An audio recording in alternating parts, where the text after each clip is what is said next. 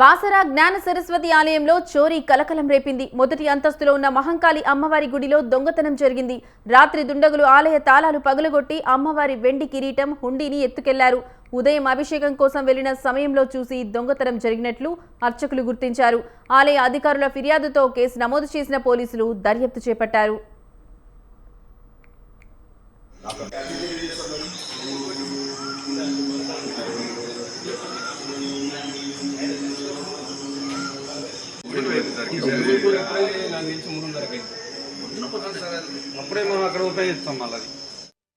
ఈ రోజు ఉదయం ఒక దురదృష్టకరమైన వార్త వినడం జరిగింది.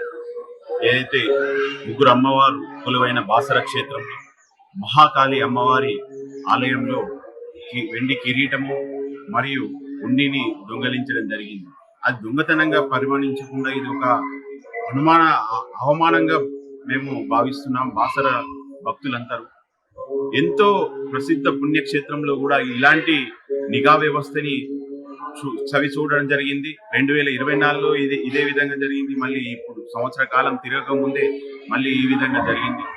ఏదైతే బాసర ఆలయం కోసమే స్పెషల్ సెక్యూరిటీ ఫోర్స్ ను ఏర్పాటు చేయడం జరిగిందో, బాసర శ్రీ జ్ఞాన సరస్వతి దేవస్థానంలో పైన మహంకాళి అమ్మవారి టెంపుల్ ఏదైతే ఉందో అక్కడ 12 టైంలో వర్షం పడుతూ ఉంది, కరెంట్ వస్తూ పోతూ ఉంది. ఆ టైంలో ఇద్దరు దొంగలు పైనుంచి దూకి వచ్చేసి గడి ఏదైతే ఉందో అమ్మవారి తాళం వేసిన గడి పగలగొట్టేసి లోపలికి వెళ్ళేసి హుండీ పెట్టేసి తాళం వేస్తారు కాబట్టి ఆ హుండీను అమ్మవారి పైన ఒక వెండి కిరీటం ఉన్నది, ఆ కిరీటం తీసుకొని వెళ్ళటం జరిగిందండి. ఇంకా పూర్తి స్థాయిలో అది పోలీసులు వాళ్ళంతా కూడాను పరిశీలిస్తున్నారు. ఆభరణాలు ఉన్నాయి కానీ అమ్మవారి మీద అలాగే ఉన్నాయి, ఏమీ పోలేదు. అమ్మవారి పుస్తక, ముక్కుపోగు, బొట్టు ఉన్నాయి. అవి ఉండి అమ్మవారి మీద కిరీటం అంతవరకు దొంగతనం. మహాకాళి అమ్మవారి టెంపుల్లో రాత్రి దొంగతనం జరిగింది.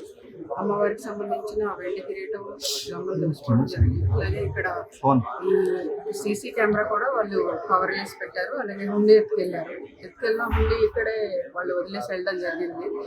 సో వెరిఫై చేస్తున్నాము ఎంబో క్రిమినల్స్ ఎవరున్నారు, తర్వాత జైలు రిలీజ్ నుంచి ఎంతమంది వచ్చారు, ఇవన్నీ కూడా వెరిఫై చేసి అతి త్వరలో పట్టుకుంటారు. మహాకాళి అమ్మ